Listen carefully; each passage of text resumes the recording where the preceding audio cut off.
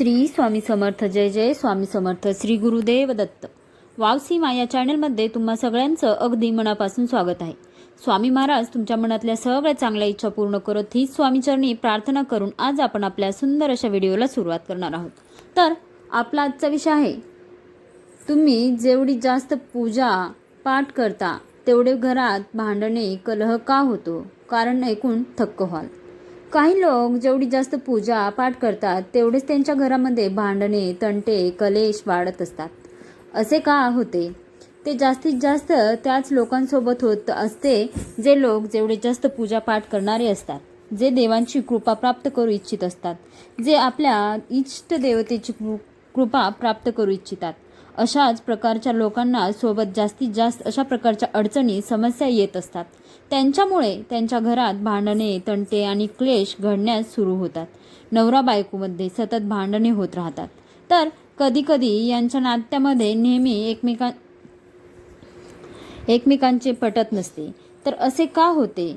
आणि जो पूजापाठ करतो त्यांच्यासोबत असे हो का होते? या उलट की जो पूजापाठ करणारा आहे त्याच्या तर घरात नेहमी सुख समृद्धी असली पाहिजे, आपसात प्रेम भाव असायला पाहिजे आणि घरात आनंदाचे वातावरण असले पाहिजेत. पण असे उलटे काय होते, ज्याने की त्यांच्या घरामध्ये समस्या वाढूच लागतात. तर मैत्रिणींनो, ज्यांची काही अशी कारणे असतात ज्या कारणांना तुम्ही दुर्लक्षित करता, त्यांना तुम्ही पाहत नाही आणि काही अशा चुकाही तुम्ही करता. या चुकांचे कारणामुळे तुमच्या घरामध्ये अशा समस्या आहे आणि अडचणी निर्माण होण्यास सुरुवात होते. कोणकोणत्या त्या अशा चुका असतात? तर चला आजच्या चुका, त्यांच्या काय चुका असतात त्या चुकांविषयी आज मी तुम्हाला सांगणार आहे. तर या व्हिडिओला लक्ष देऊन ऐका, कारण की हे खूपच महत्त्वपूर्ण माहिती तुमच्यापर्यंत पोहोचेल. जर तुम्ही बदलून तुम्ही देवांची पूजा पाठ करत असता, जसे की कधी तुम्ही या देवांची पूजा केली, कधी तुम्ही त्या देवांची पूजा केली, तर कधी तुम्ही हा नैवेद्य दाखविला, कधी कोणता दुसऱ्या गोष्टींचा नैवेद्य दाखविला, कधी तुम्ही ह्या व्हिडिओला पाहिले, तर कधी तुम्ही त्या व्हिडिओच्या माहितीला पाहिले, कधी तुम्ही कोणा भक्तांकडे गेला, तर तुम्ही कधी कोणत्या पंडितांकडे गेलात, तर त्यांनी तुम्हाला आता हेच करण्यास सांगितले आहे आणि म्हणून तुम्ही आता त्याप्रमाणे वागू लागलात. तर आपल्या अशा प्रकारच्या वागण्यामुळे आणि आपल्या अपुऱ्या ज्ञानामुळे आपल्या आयुष्यात आपणच आपल्या समस्या व अडचणी निर्माण करत असतो. तर या सर्व गोष्टी करण्यापूर्वी खूप विचारपूर्वक लक्षात घेऊन अंमलात आणाव्यात. तर कधीही एकाच देवाची अगदी पूर्ण श्रद्धापूर्वक पूजा करावी. आलटून पालटून बदलून कोणा देवाची पूजा करू नये. त्याचबरोबर जो नैवेद्य दाखविला जातो तोही अगदी सात्विकच असावा. चुकीच्या गोष्टींचा नैवेद्य चुकीच्या देवतेस आमंत्रित करतो. नैवेद्य हा त्या देवतेंच्या आवडीनुसार असावा. मग त्यात लाडू मिठाई पुरणपोळी डाळ भात दही भात हा सात्विक नैवेद्य मानला जातो. तर या गोष्टीचेही तुम्हाला विशेष करून ध्यान ठेवायचे आहे. तर काही लोक आपल्यावर आलेल्या प्रसंगामुळे देवतांना रागाच्या भरात शिव्यागाळही करत असतात. त्या कारणाने काही देवता क्रोधित होत असतात आणि यानंतर तुमच्या घरी समस्या निर्माण होतात. हे जेव्हा तुमच्या देवावरचा विश्वास उडतो, त्यांची सेवा करूनही पूजा करूनही काही फळ मिळत नाही असे जेव्हा काहींना वाटू लागते, त्यावेळी तुमच्यातून त्यांच्या वागण्यातून कळत नकळत अशा चुका घडून येतात, ज्यांच्या पुढे जाऊन खूप मोठा त्रास सहन करावा लागतो. तर या गोष्टींचे विशेष करून ध्यान ठेवा की काहीही झालं तरी पुन्हा देवतेचा कधीच अपमान किंवा अनादर तसेच करू नका. पुढील महत्त्वाचे जे कारण आहे ते हे की नवस बोलणे. जसे काही लोक आपल्या कामाकरिता श्रद्धाभावाने कोणत्या तरी मंदिरात व कोणी देवचे श्रद्धाभावाने नवस बोलतात, कबूल देतात. जसे कोणी आपल्या मुलांच्या लग्नासाठी, आपल्याला मूल व्हावे यासाठी इत्यादी अनेक प्रकारच्या कामासाठी नवस बोलले जातात आणि मग तो पूर्ण झाल्यानंतर त्या देवतेस व त्या देवतेच्या जागृत ठिकाणास किंवा मंदिरास नंतर ते विसरून जातात आणि त्यांचा नवस फेडला जात नाही आणि मग त्या कारणामुळे तुमच्या सुख समृद्धी अनेक अडचणी येतात, अनेक अडचणी निर्माण होऊ लागतात, कारण त्या देवांचे वचन त्या कामांच्या पूर्ततेसाठी बांधील असते.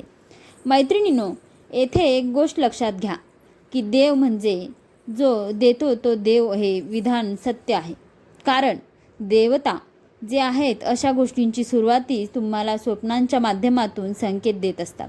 तर आपण समजत नसतो, त्यानंतर ते आपल्या बुद्धीसह विचलित करतात. तरी आपण समजलो नाही तर पुढे अशा प्रकारचे अनेक अडचणी आपल्यासमोर उभ्या करतात, जेणेकरून की त्या देवतेंच्या शक्तींची अपमानास पुन्हा स्मरण व्हावे आणि आपणास त्यांचा विसर पडता कामा नये.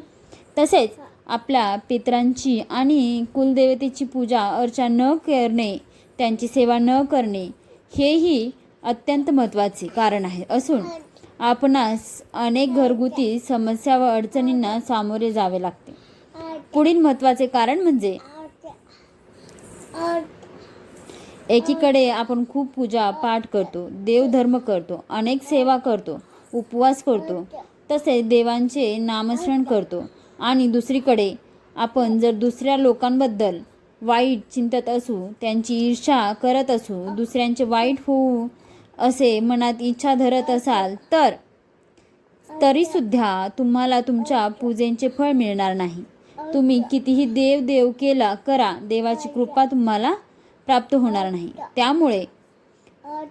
त्यामुळे जर तुम्ही पूजा केली, रोज पूजा केली नाही आणि जर तुम्ही तुमच्या मनात लोकांविषयी चांगले मत असेल, तुम्ही दुसऱ्यांचे चांगले होऊ अशी इच्छा मनात बाळगत असाल, दुसऱ्यांचे चांगले झाले की तुम्हाला आनंद होत असेल, तर तुमच्या छोट्याशा का होईना पूजेचे देवांची तुम्हाला प्राप्ती होईल. त्यामुळे तुम्ही कितीही देव करा, कितीही पूजापाठ करा, जर तुमचे मन स्वच्छ नसेल तर तुम्हाला तुमच्या पूजेचे फळ मिळणार नाही.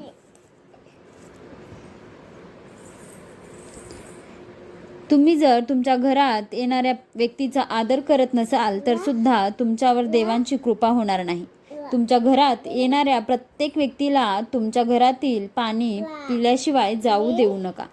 त्यामुळे त्यांच्या मनात जे तुमच्याविषयी भावना तयार होते, ज्या सकारात्मक भावना असतात, त्यांचा जो आशीर्वाद असतो तो आपल्याला मिळतो आणि आपल्यावर देवांची कृपा होते.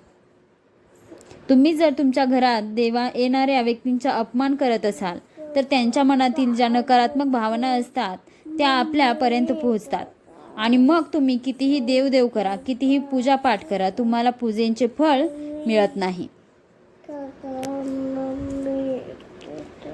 पुढचे कारण म्हणजे जर तुम्ही खूप देवपूजा करत असाल, पूजापाठ करता, उपासना करता देवांची आणि जर तुम्ही तुमच्या घरात अस्वच्छता ठेवून असाल तरी सुद्धा तुम्हाला देवाची कृपा प्राप्त होणार नाही. लक्ष्मी तुमच्या घरात प्रवेश करणार नाही. काही लोकांच्या घराबाहेर चपलांचा ढीग असतो आणि चपला या दरिद्रेचे प्रतीक आहेत. आपल्या घरातील चपला ह्या कायम व्यवस्थितच ठेवल्या पाहिजेत. त्या घराच्या समोर कशाही अव्यवस्थेत नाही ठेवल्या पाहिजेत. यामुळे सुद्धा लक्ष्मी घरात प्रवेश करत नाही आणि आपल्याला देवाची कृपा प्राप्त होत नाही. तुम्ही कितीही पूजापाठ केला आणि तुम्ही या बारीक सारीक गोष्टींकडे जर लक्ष दिले नाही तर तुम्हाला तुमच्या पूजेचे फळ हे मिळत नाही. कारण अस्वच्छता असते तिथे लक्ष्मीचा वास नसतो आणि ज्या घरात अस्वच्छता असते तिथे लक्ष्मी ही आपोआपच येत असते. म्हणून या गोष्टींकडे तुम्ही लक्ष द्या. तसेच ज्या घरात अन्नपूर्णा मातेचा सन्मान केला जातो त्या घरात लक्ष्मी मातेचा वास हा कायम राहतो. बऱ्याच घरामध्ये शिळे अन्न आहे ते कचऱ्यांमध्ये टाकून दिले जाते. त्यामुळे अन्नपूर्णा मातेचा अपमान होतो आणि अन्नपूर्णा मातेचा अपमान झाला तर लक्ष्मीचाही अपमान होतो. आणि अशा घरात लक्ष्मी प्रवेश करत नाही. त्यामुळे आपल्या घरात अन्न वाया जाणार नाही याची काळजी घ्या.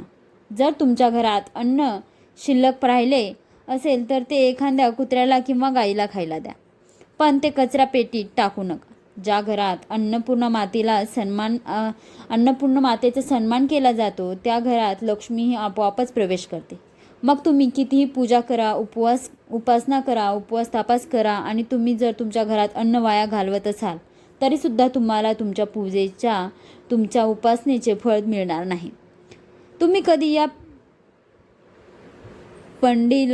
पंडिताकडे जा, त्या भक्तांकडे जा आणि कोणी काही सल्ला दिला, तुम्हाला कोणी कोणतीही सामग्री दिली असेल, तुम्हाला कोणी पंडित व भक्ताने आपला हात तुमच्या डोक्यावर ठेवला तर अशाने काय होते की एकतर जेवढे आपण गोष्टी तुम्हाला तेथून प्राप्त होत असतात त्यात सर्व अभिमंत्रित असतात आणि त्या गोष्टी, त्या वस्तू तुमचे मदत अवश्य करतात.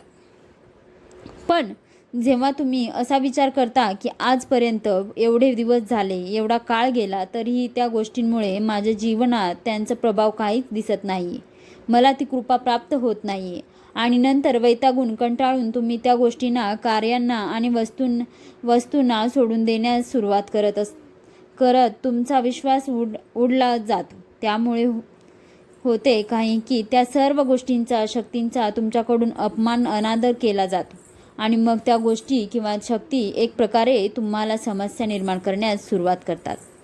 त्यांच्याद्वारे दिले गेलेले सामग्रीचा कधी तुमच्या हातून अनादर होता कामा नये. जर त्यांनी कोणता गंडा, तावीज दिली असेल आणि तुम्हाला आता विश्वास नाही तर अशा त्यांच्या वस्तूंना, सामग्रींना तुमच्या घराच्या बाहेर योग्य ठिकाणी पद्धतीने विसर्जित करा. या गोष्टीला खास करून तुम्हाला ध्यानात ठेवायच्या आहेत. अशा पद्धतीने आपला हा आजचा व्हिडिओ आहे. श्री स्वामी समर्थ, श्री गुरुदेव दत्त. व्हिडिओ आवडला असेल तर आपला वाव सीमा या चॅनलला नक्कीच सबस्क्राईब करा. नवीन कोणी पाहत असेल त्यांच्यासाठी सांगते की सबस्क्राईब केल्याशिवाय जाऊ नका. सोबतच बेल आयकॉन बटन प्रेस करा म्हणजे आणखी नवीन माहिती घेऊन आलेला व्हिडिओ तुमच्यापर्यंत सगळ्यात आधी पोहोचेल. व्हिडिओ आवडला असेल तर व्हिडिओला लाईक, चॅनलला सबस्क्राईब करायला विसरू नका. सोबतच बेल आयकॉन बटन प्रेस करा. श्री स्वामी समर्थ. जय जय स्वामी समर्थ. श्री गुरुदेव दत्त. काही प्रश्न असतील तर कमेंट बॉक्समध्ये नक्कीच विचारा.